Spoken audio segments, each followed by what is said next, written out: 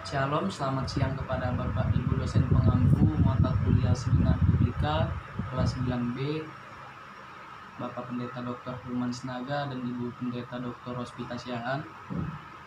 Saya akan menyaji sajian saya yang berjudul Israel sebagai Keluarga Tuhan. Pendekatan historis kritis terhadap pemanggilan Israel sebagai keluarga Tuhan dan relevansinya pada masa kini dalam kehidupan keluarga Kristen. Berdasarkan Keluaran 4 ayat 18 sampai 31. Yang pertama, pendahuluan.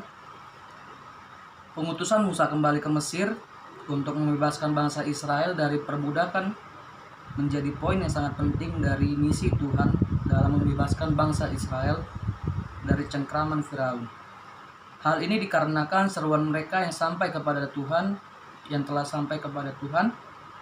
Pengutusan Musa untuk kembali ke tanah Mesir juga menimbulkan sejumlah pertanyaan tersendiri bagi Musa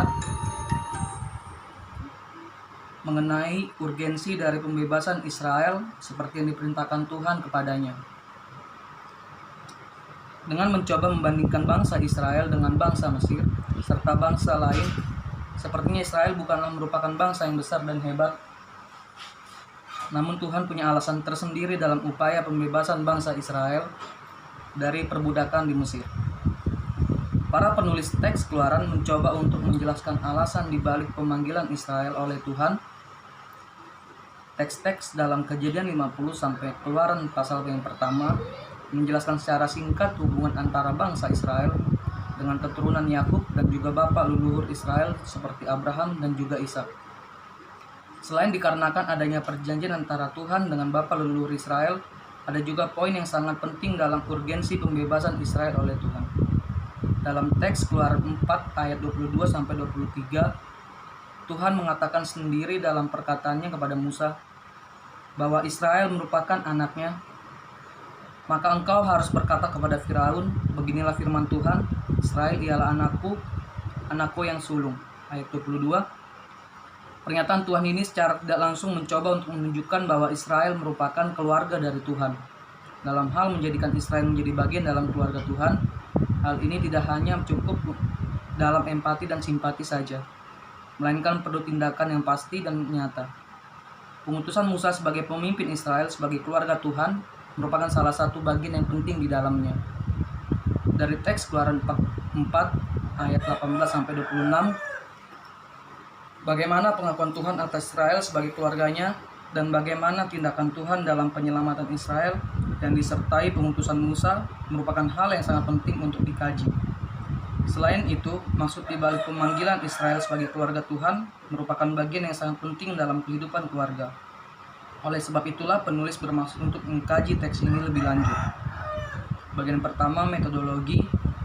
Dalam tulisan ini, penulis menggunakan pendekatan historis kritis terhadap teks. Penulisan akan difokuskan terhadap teks dan perkembangannya. Dalam melakukan penelitian dengan metode ini, penulis juga akan membahas bagaimana relevansi teks ke kehidupan masa sekarang. Yang bagian kedua, penjelasan istilah. Dalam teks Keluaran 14 ayat 18 sampai 26 tidak ada memang tulisan keluarga. Namun penyebutan Israel sebagai anak Tuhan dan sebagai anak sulung menunjukkan ada ikatan kekeluargaan di dalam pemanggilan Israel sebagai keluarga Tuhan di hadapan Musa.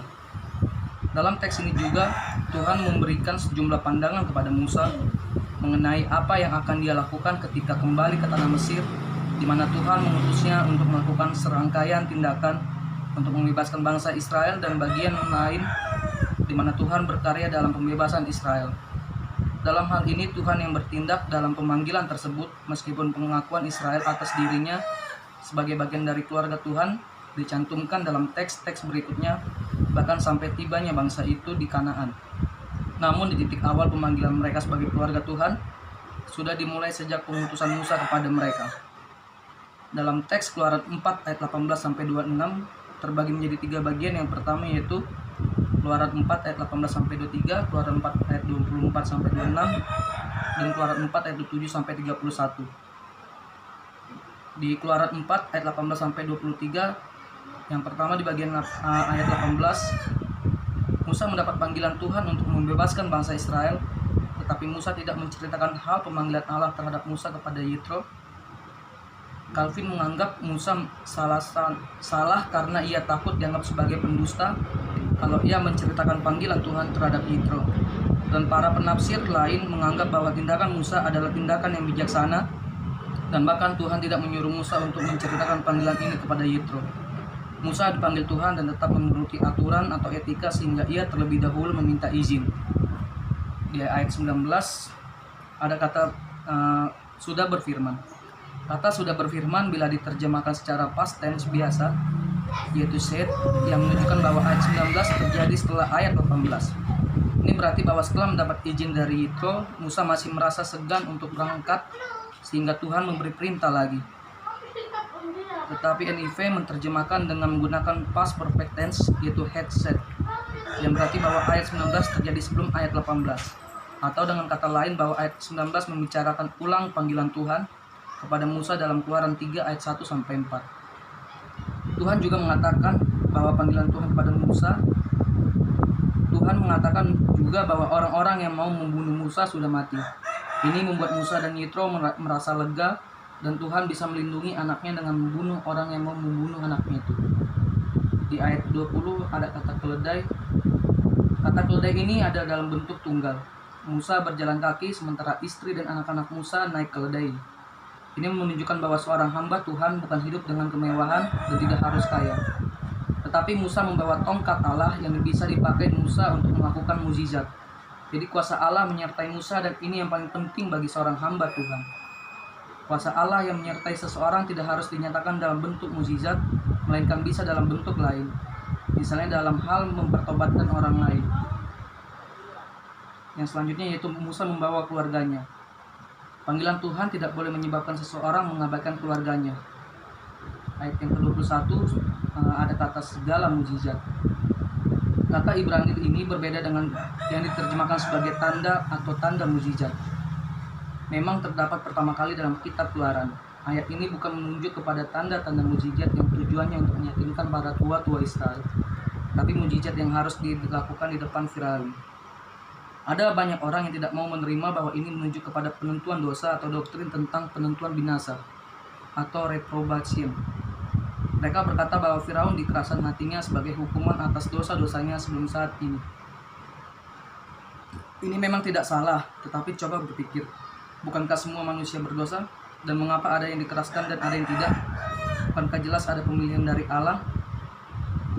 Yang selanjutnya ada kata Tuhan mengeraskan hati Firaun.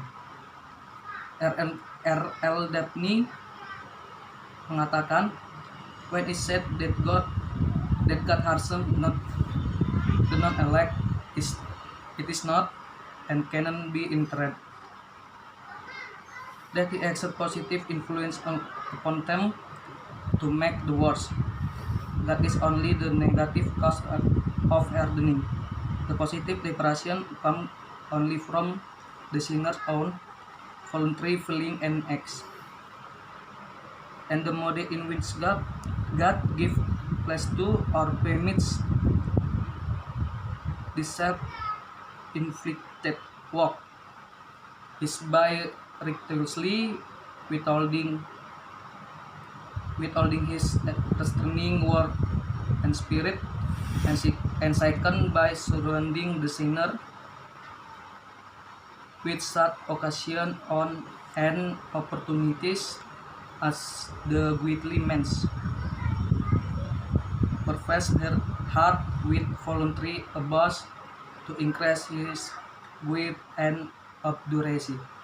Atau dalam bahasa Indonesia diterjemahkan sebagai, ketika dikatakan bahwa Allah mengeraskan orang yang bukan pilihan, itu tidak berarti bahwa ia menggunakan pengaruh positif pada mereka yang membuat mereka makin jelek.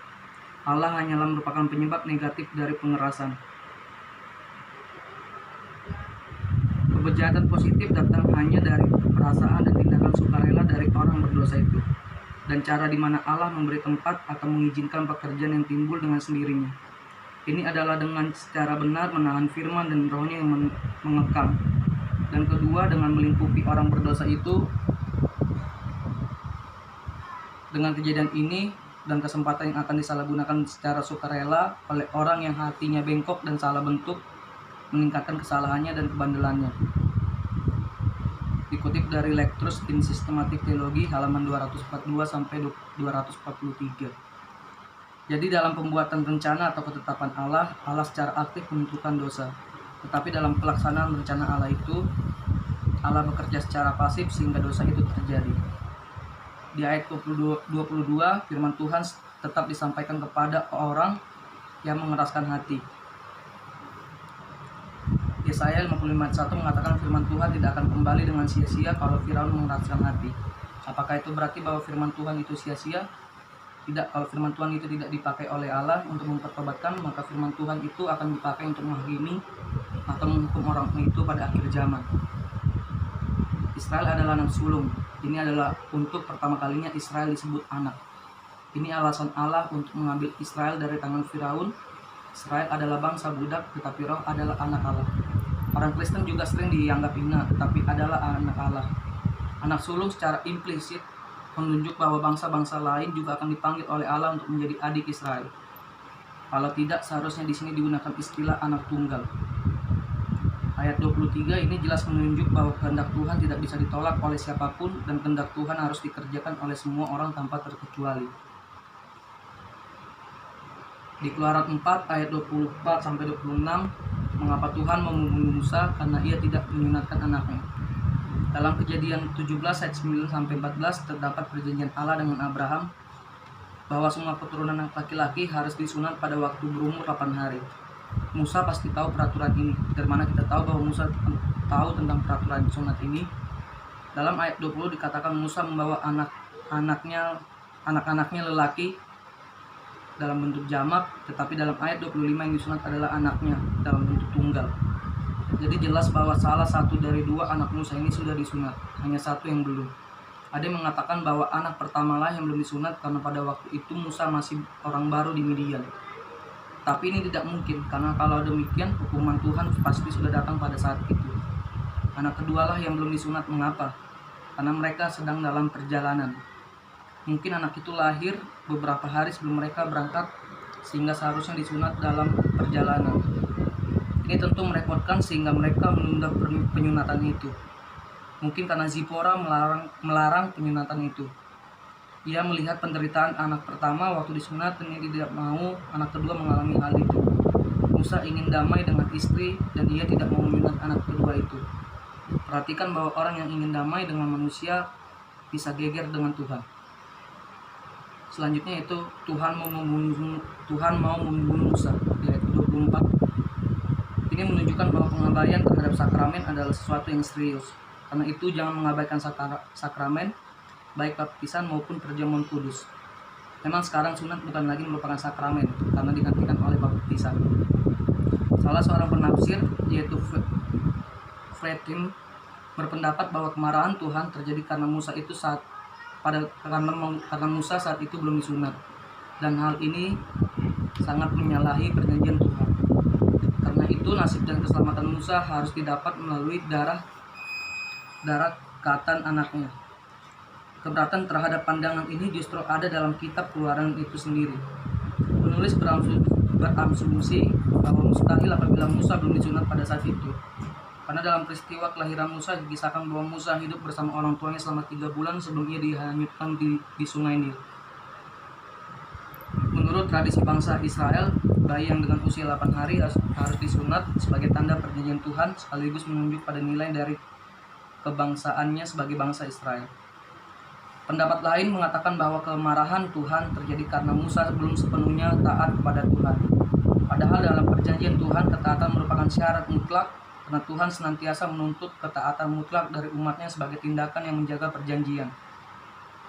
Penulis memandang bahwa pendapat ini lebih bisa diterima karena jika berbicara tentang panggilan Musa, maka peristiwa tersebut tidak dapat dipisahkan dari hukum tradisi Musa yang mengikuti segala peristiwa keluarnya bangsa Israel dari tanah Mesir.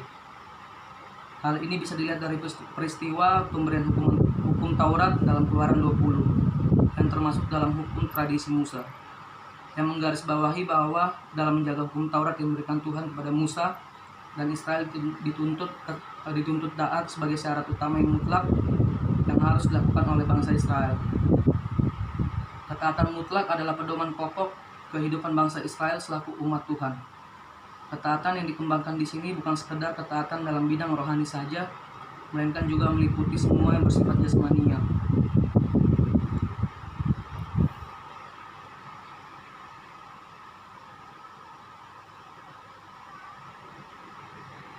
Selanjutnya di dalam ayat 27 dikatakan bahwa dalam ayat 14 ia sudah mencari Musa, tetapi ia belum menemukannya.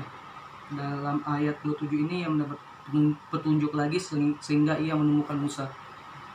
Di ayat ke-28 ia Harun mendengar firman Tuhan yang disampaikan oleh Musa. Di ayat 29, tiap orang yang mau diajak oleh orang lain, Musa adalah adik Harun. Ia memberitakan firman Tuhan kepada orang yang lebih tua, dan orang yang lebih tua itu harus mendengar. Orang yang mengerti firman Tuhan sekalipun yang masih muda tidak boleh takut untuk memberitakan firman Tuhan kepada yang lebih tua. Orang yang lebih tua harus merendahkan diri untuk belajar dari yang lebih muda. Di ayat 30-31, Tuhan meyakinkan dengan mukjizat. Kadang-kadang Tuhan meyakinkan seseorang hanya dengan menggunakan firman Tuhan. Kadang-kadang dengan firman Tuhan dan mukjizat, kadang-kadang dengan menggunakan firman Tuhan dan mukjizat pun orangnya tidak bertobat. Seperti dalam kasus Firaun, Harunlah yang melakukan mukjizat. Orang Israel percaya dalam Keluaran 3 ayat 18, atau yang dalam NIV dikatakan the elders of Israel will listen to you. Tua-tua Israel akan mendengarkan engkau. Ini penggenapan dari Keluaran 3 ayat 18. Relevansi teks, adapun relevansi penelitian ini merujuk kepada bagaimana pemanggilan Israel sebagai keluarga Tuhan yang disertai oleh Tuhan dari perbudakan di Mesir. Perbuatan Tuhan yang besar tidak hanya pada konteks Israel ketika dalam peristiwa Exodus, namun juga sampai pada masa kini lewat berbagai hal. Melalui hal ini, penulis ingin membawa teks ini ke masa kini sehingga dapat memberikan penguatan kepada orang yang percaya, serta menjelaskan bagaimana pemanggilan Israel sebagai keluarga Tuhan dan bagaimana tindakan nyata yang Tuhan lakukan dalam menyelamatkan Israel sebagai keluarga Tuhan bisa menunjukkan bagaimana setiap keluarga pada masa kini juga dipanggil menjadi bagian dalam keluarga Tuhan dan bagaimana Tuhan berkarya di dalamnya. Demikian sajian yang bisa saya sampaikan. Terima kasih kepada Bapak Ibu dosen, terima kasih kepada teman-teman, dan mohon maaf bila banyak kekurangan atau kesalahan dalam penyajian teks penyajian seminar kali ini. Shalom.